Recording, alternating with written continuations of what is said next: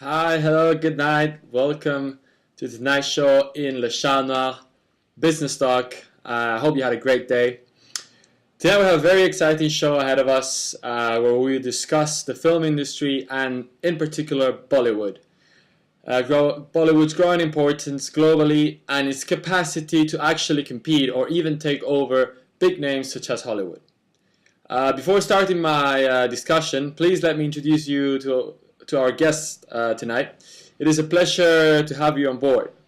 Emil Bhatia and JP Grahe, experts in Indian film industry, and Vladimir Makarov and Amir Ishak, experts in Hollywood and European film industry, respectively. So let's start the discussion with the development of the global film industry and the impact uh, of globalization on the industry as a whole. Mr. Makarov? As we're going to discuss the film industry, it would be important to know the historical basis of it. The film industry has started in 1894 when the Lumiere brothers first developed the cinematographer in France. In 1909, Hollywood was already intervening in foreign markets like Britain and Germany. In the 1920s, Wall Street has provided the funds to Hollywood so Hollywood could vertically integrate by buying off the studios all over the world. World War I and World War II were major things in history in terms of the development of film industry. All the markets were paralyzed except Hollywood, so Hollywood had the opportunity to develop itself without any competition at all. However, in 1990s, due to the recession, the cinema tickets prices were really low in America and Hollywood struggled from the low revenues. But just in 5-6 years, in 2000s, their revenues went up again due to the introduction of home entertainment like DVDs and video cassettes. Great, thank you very much for that input. So then, how could we address how global an industry really is, and specifically, how global how global is the film industry? Do films travel well across countries, Mr. Graf? To assess how global an industry is, we can use Yip's model from 1992. For globalization to occur, they would require some sort of combination among market, political, cost, and competitive drivers to help them gain that advantage. The US film industry enjoys a market driver of adoption lifestyle. Many people outside the US market want American films to see the American lifestyle. Furthermore, distribution channels are a market driver. Fast-changing technology, the rise of Netflix, and other streaming sites further increase the channels of distribution for the film industry. This aid in increasing globalization. The presence of US films in Europe is rivaling the local domestic industries. This then drives film industries to move globally to compete with the threats coming from abroad. This driver is very apparent in the film industry, with Hollywood being the major competitor for most movie industries. Therefore, having globalized competitors forces firms to emulate strategies and try globalize. However, there is still a lot of potential in this field of drivers. For example, interdependence of countries has not been fully established.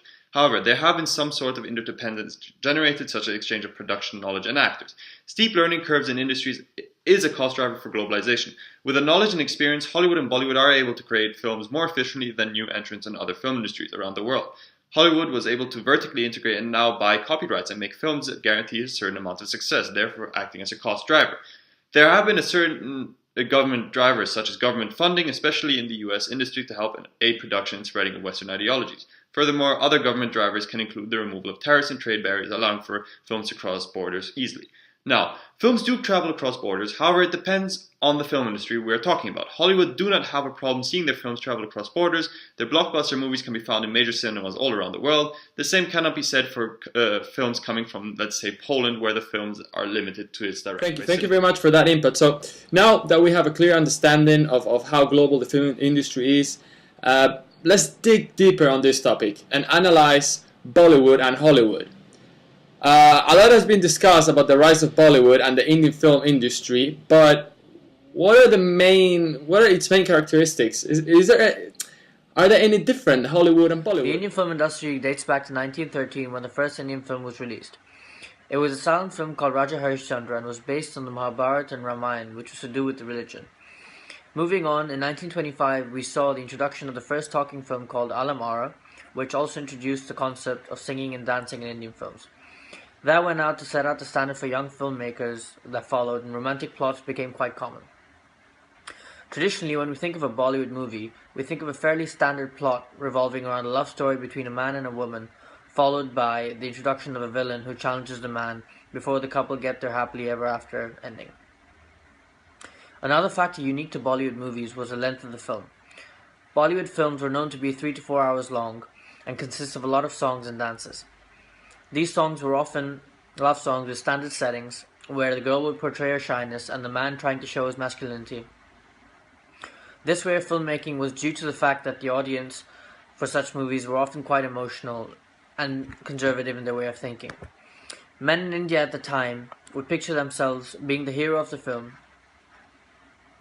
and the same concept applied for women. Nowadays we see different plots and more testing characters as the industry is growing and reaching global Indian audiences, but still the main focus on the Indian film market and the Asian market. Tickets are usually cheap, therefore revenues and profits are not as high.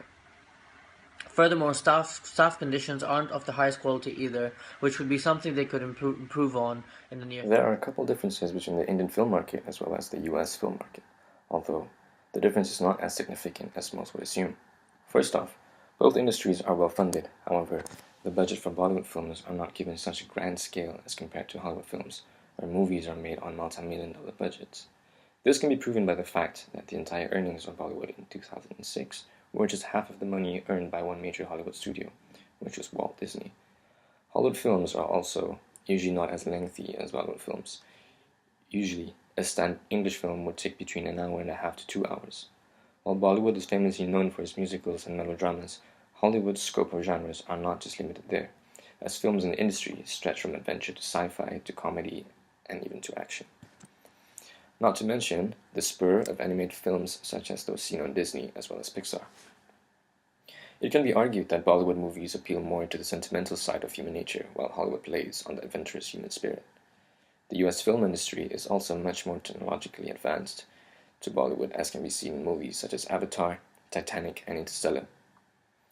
While Bollywood's earnings are largely dependent on theater cinema revenues, movies in Hollywood derive their income from a number of different streams, which will include TV networks, home videos, and magazines, and not solely from cinemas and theaters. Although the Bollywood stars are starting to achieve better recognition, such as Aishwarya Rai, and so on, where some have already been featured in a number of Hollywood films, Hollywood stars are much more known. Thank you very much. Thank you. So there's very interesting differences there.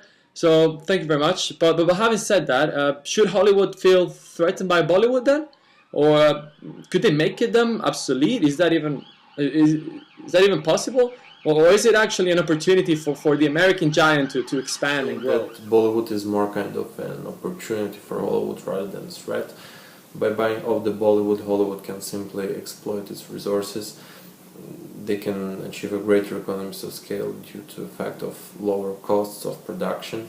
They can expand the product range by introducing the Indian movies with Hollywood quality.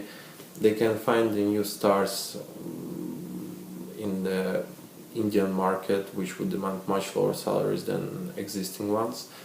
They can also create an efficient supply chain of American movies to Indian market and increase the overall total audience. And if we think about all this, it all refers to the Marx model of exploitation. Using Porter's 5 forces, it helps us to understand in what shape and form Bollywood could be taken as a threat to Hollywood. Bollywood is already present in the US, as many Indian migrants still have strong cultural ties. This presence in the US market shows that Bollywood poses a threat. Bollywood also has a competitive advantage over Hollywood in terms of loyalty due to cultural ties from Indian migrants. Moreover, then Bollywood could then potentially spill over into the other markets just because of their presence in other countries. Now, the success all depends on people actually watching Bollywood movies. Now, the good thing for Bollywood is people can switch movies easily. There is a high customer power in the film industry, allowing them to switch quickly. Online streaming sites offer all different movie industries around the world to the public, therefore people can switch easily to Bollywood movies.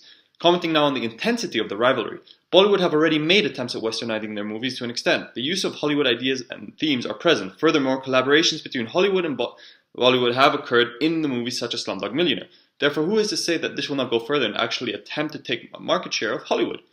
For Bollywood, the bargaining of power of suppliers, or in this case movie set workers, is limited. It operates in a third world country where, according to the IMF, the GDP is $1,500, so labor is cheap. Bollywood does not require as much technological editing and CGI as Hollywood does, therefore Bollywood can pose a threat as they do not have as much supplier bargaining power as the US industry does. So it is clear then that Bollywood is not capable, at least at the moment, right, to compete against Hollywood. But I mean, they are going global, and they are getting recognized worldwide. So in order to address these issues that you have mentioned, what do you think is the best strategy for Bollywood to go global?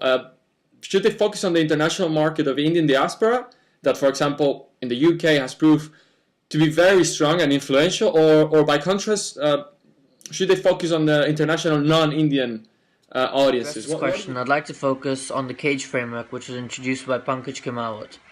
By focusing on the Indian diaspora, problems such as language barriers wouldn't exist, as the Indian diaspora consists of people of Indian origin. Therefore, they're more likely to show interest in the Bollywood industry. As India consists of 1.2 billion people of various religions, the Bollywood industry makes films that appeal to all, and by focusing on the Indian diaspora, cultural differences would be at a minimal level, as they are people of the same origin and carry the same traditional values and norms. Seeing as almost 1 in 4 people around the world is of Indian origin, there is a massive market for the Bollywood industry that they can target of just Indians around the world. But one of the issues when looking at the geographical aspect of Cage framework is that although there are loads of Indians around the world, they're geographically dispersed to fill cinemas. On the other hand, providing home videos to the Indian diaspora has helped increase exports for the Bollywood industry. When we look at the administrative side of things, the second aspect of the Cage framework, the government of India and their policies have never favored the film industry. The Bollywood industry has faced several taxes on production inputs and on their products. Heavy import duties, entertainment taxes, and lack of financing by the government and banks affected exports, whereas in foreign countries, governments subsidize the film industry. Therefore, focusing on the Indian diaspora, they would be more likely to raise more revenue as ticket prices are higher, and would also be able to generate revenue through home videos, which could help the industry deal with such harsh government policies.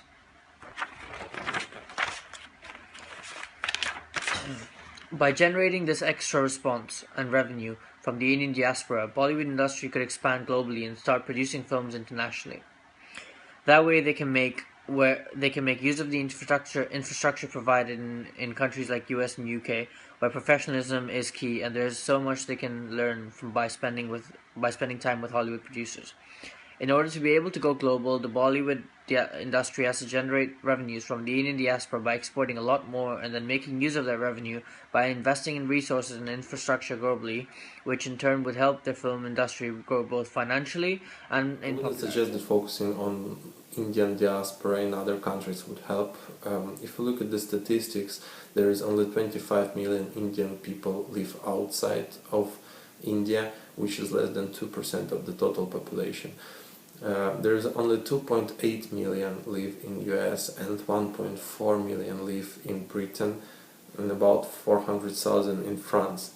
So clearly those numbers are not sufficient enough to provide growth and additional revenues. Moreover, we should also consider the fact that many of those people would prefer Hollywood movies rather than Indian movies, and there is no guarantee that such a risky and critical strategy would help. Okay then, so in conclusion we could argue that Bollywood should try to collaborate and cooperate with Hollywood in order to gain expertise, access to capital funding and a major audience. It would not be a good idea, and by some of you it could be considered even risky to directly face Hollywood due to its huge cultural and financial influence. Instead, Bollywood and Hollywood should try to converge in product and business model so that both of them will benefit from both markets. These points remind me a lot of Pang's 2009 model of a strategic alliance and network. From what we heard, the advantages of forming such an alliance would outweigh the disadvantages, and it would allow Bollywood to learn from Hollywood, that's the first point, gain access to complementary access, second point, and as a new source of network to allow them to globalize. Thank you very much for being here with us tonight, and I hope to see you in the next show. Bye.